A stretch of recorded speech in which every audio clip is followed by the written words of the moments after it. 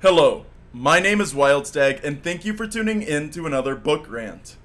Today, I'm going to be covering this book, the Dungeons and Dragons Player's Handbook from 4th edition. And it used to be sitting right back here. It's now replaced by the Pathfinder Bestiary.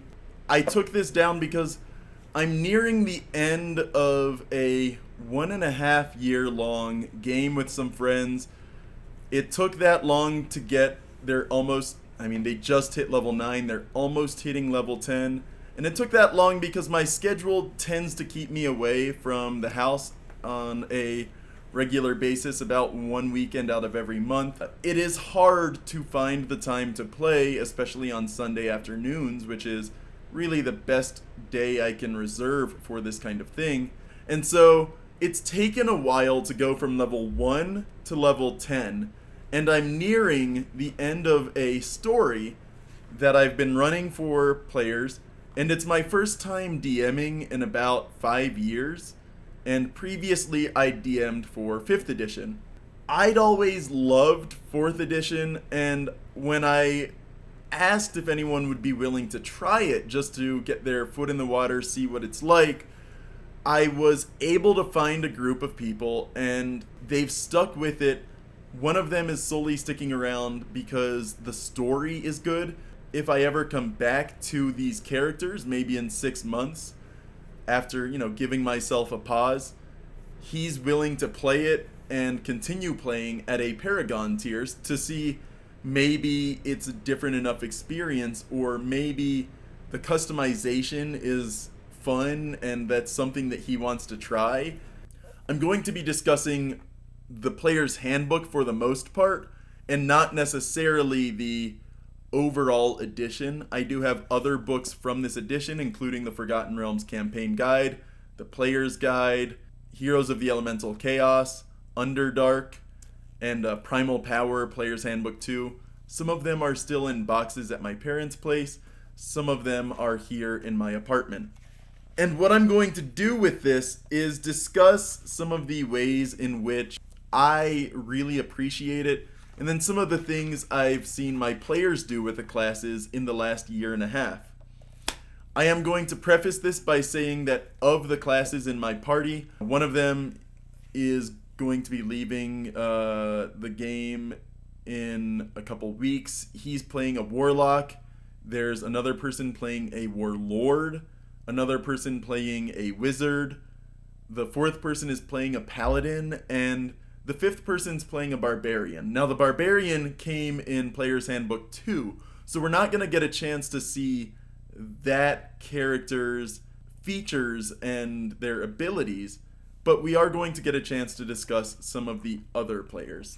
The Warlord is, for the most part, using Martial Power 1 and 2 for his sources. I think Martial Power 2 has his subclass, which is the Bravura Warlord, the kind of warlord that leads with a brash and aggressive and showboaty kind of style. So he's not using any of the subclasses from the Player's Handbook, but I am going to discuss some of the features of this book. So I bought this book new back in, I want to say 2010. I was in my senior year of high school, and we had put together a D&D club. Two of the teachers were running it after school let out. We would meet up on, I think it was a Wednesday or a Thursday, and stay until 5. And we got, 2-3 hours of fun out of each game. And I really loved it. At the time, I played an elf ranger because I really love the idea of someone who fights with 2 long swords, and I've always been fond of elves. So I've always loved elves. I wanted to play a ranger because I really love rangers in general. They've been my go-to in 3rd edition, in 2nd edition, when I was playing that with friends back in 7th and 8th grade. And so when I saw it in 4th edition, I actually liked the idea of it. So what 4th edition did was it changed a lot of the races, and what used to be the elf was turned into 2 different races, the Eladrin and the elf. Sun and Moon Elves became Eladrin, whereas the Gray and Wild and Wood Elves became categorized as Elf. And so the races open up with Dragonborn, which are kind of new to D&D. At this point, they had only been around since 2005, but being a Dragonborn was a choice. You were a devotee of the Platinum Dragon, the god Bahamut. If you chose to be a Dragonborn, you became sterile and you became devoted to fighting the pawns of Tiamat and her schemes.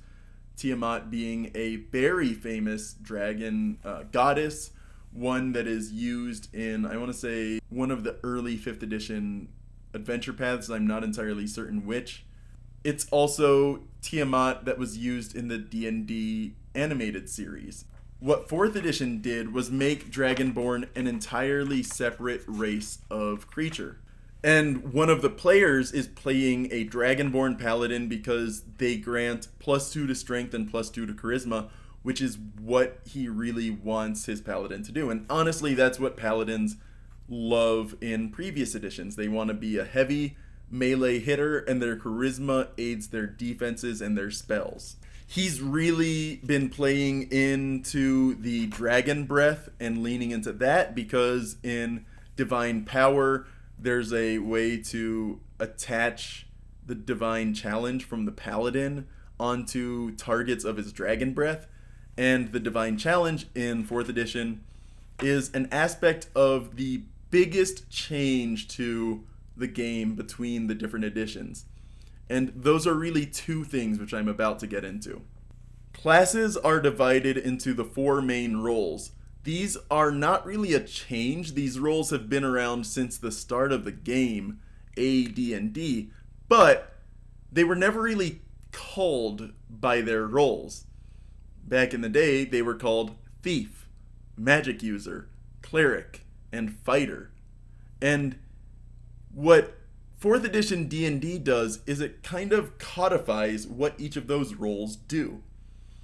So the standard Thief would be someone that gets bonus damage when hitting the back of an opponent, and they like double damage dealt. And so what the 4th edition equivalent is the Striker. And Strikers have ways of dealing bonus damage on attacks and specifically targeting one person to do that damage to. As an example, the Ranger is a Striker class in 4th edition, and one of its class features is Hunter's Quarry. Once per turn as a minor action, which is kind of like a bonus action in 5th edition and a swift action in 3rd edition, you can designate the enemy nearest to you as your quarry. Once per round, you deal extra damage to your quarry. The damage is based on your level. If you can make multiple attacks in a round, you decide which attack to apply the extra damage to after all the attacks are rolled. So you can choose to apply the Hunter's Quarry to an attack after they're rolled, so if the first one misses, you don't waste your Hunter's Quarry. If the second one hits, you can choose, oh, I'm adding my Hunter's Quarry damage to the one that hits instead. The effect remains active until the end of the encounter, until the quarry is defeated, or until you designate a new target as your quarry. And so in levels 1 through 10, which is what I was playing, you deal 1d6 extra damage. The next role is the Defender. The Defender is like the Fighter, someone who gets up in the enemy's face and keeps the enemy there. In theory, that's what fighters and the frontline marshals have always been designed to do, but they never really had any way to keep enemies targeting them. And when the wizard is casting Disintegrate and Finger of Death, why are you looking at the guy who just swings a sword when you can target that wizard? 4th edition made the Fighter and the Paladin Defender classes. These are classes that have some mark. You target an enemy, and that enemy takes a penalty to attacks that do not include you. The way that works is that they also gain an additional benefit. So, as the example I used earlier, the Paladin has a feature called Divine Challenge. And Divine Challenge is their marking feature. That feature is a close burst, one creature within 5 squares of them. You mark the target. The target remains marked until you use this power to attack another target, or if you fail to engage the target, see below. A creature can be subject to only one mark at a time. A new mark supersedes a mark that was already in place. While a target is marked, it takes a -2 penalty to attack rolls for any attack that doesn't include you as a target. I just discussed that benefit. And then also, it takes radiant damage equal to 3 plus charisma modifier the first time it makes an attack that doesn't include you as a target before the start of your next turn.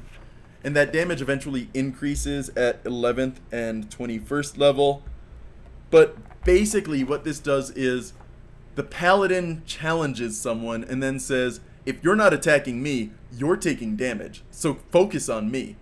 And in the case of the Dragonborn Paladin, he has an effect that places his mark on every single foe targeted by his breath weapon. And so now he can hurl his breath, lob it at a group of enemies away from him, target them, and they're far enough away they might not be able to attack him during their turn. So if they choose to attack someone that they can reach, they're taking damage. And that is a big benefit to the party because it focuses a lot of people on the paladin, or else they're taking significant damage. And that is one of those things I really love. I think there's also a Dragonborn feat that allows him to deal additional damage, because what he's doing is 11 damage every swing, every time an enemy doesn't attack him. And so I think what he's doing is he's found a feat that allows him to use his strength and charisma bonuses as that damage. Another role that 4th edition added was the controller. And the controller is a class that shapes the battlefield. They don't necessarily do damage with all of their abilities, but they hinder opponents in different ways. And damage is one of the more useful ways to do it, but also knocking people unconscious or knocking them prone are other good means of controlling the battlefield.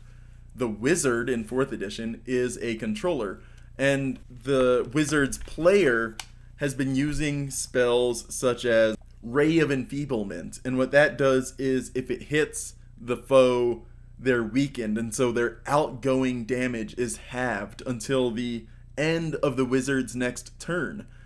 Or she's been using Sleep, which is modified from previous editions versions of Sleep, where they just fail the saving throw and they're knocked unconscious, asleep.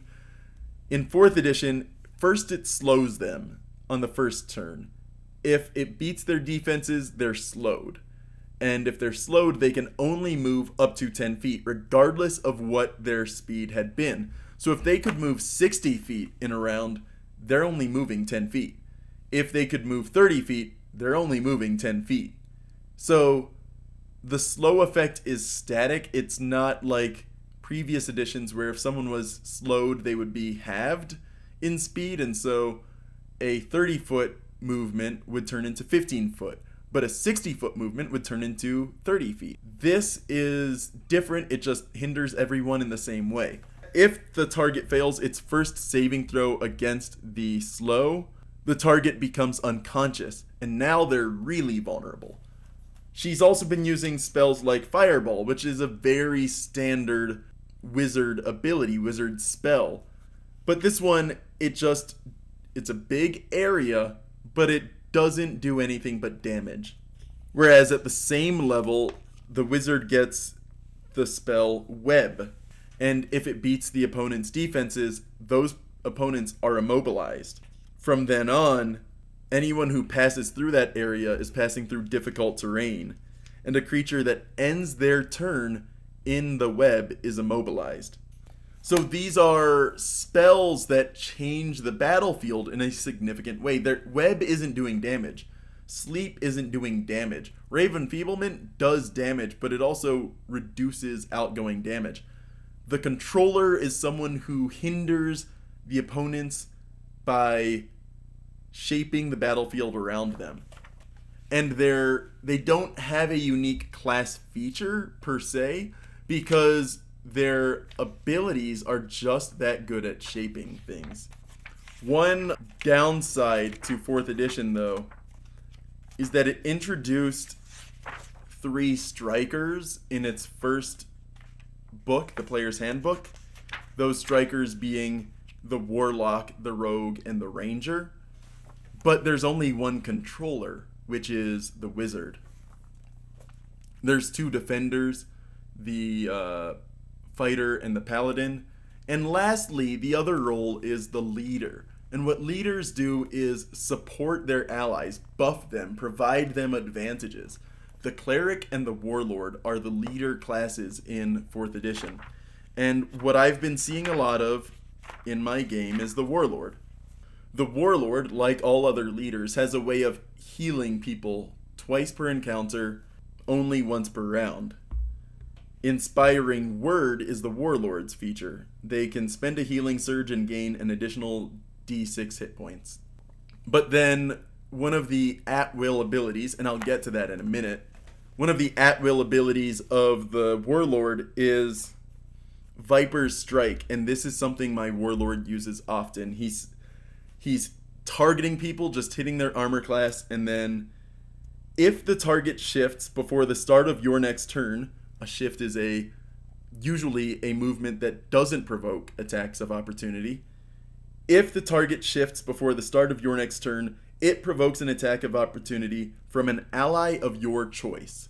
So maybe the Warlord's not so great at hitting people off turn, but the Paladin or the Barbarian can be given that extra attack and then do something big with that attack. And so the Warlord gives other people benefits while at the same time using their own attacks. One of the abilities he used to use, and I haven't seen him use it in a while, was Knight's Move. An ally gets to just move as a free action, and that's really useful for moving people around the battlefield, giving them those buffs to provide benefits for the entire party. Most of the Warlord's attacks, though, come from, and their class features. The Warlord in my party has been using features and powers from other books, so there's not much in the Player's Handbook that I can point to and refer to that he's done. Aside from that Inspiring Word, and Furious Smash, I think, is another one.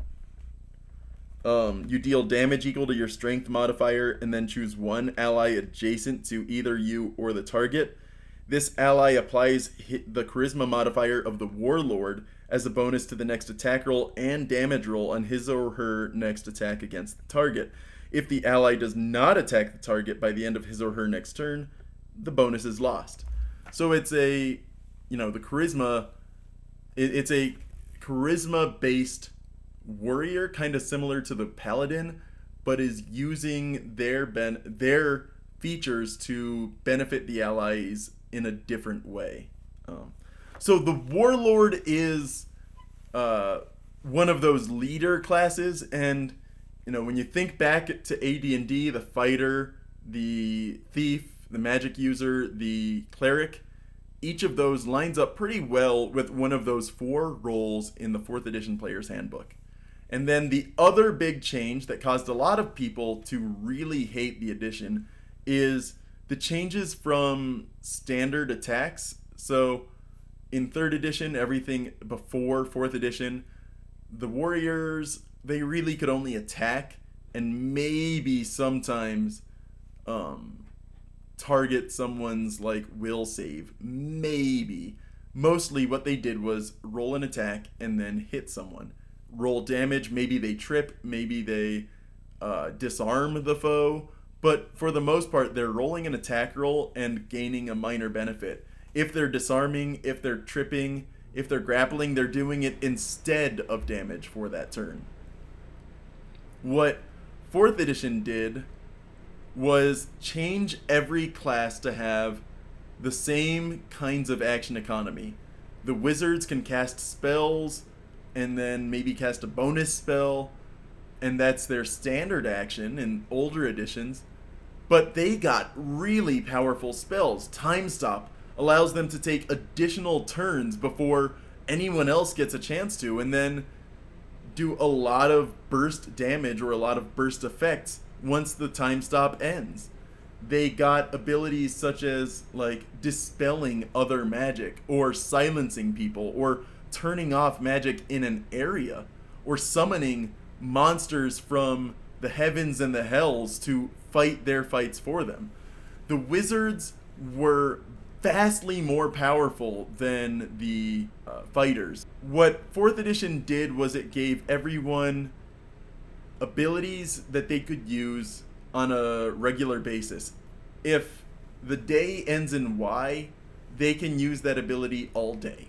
It's an at-will ability, and in the books, it's marked by a green effect around it, so this is that green.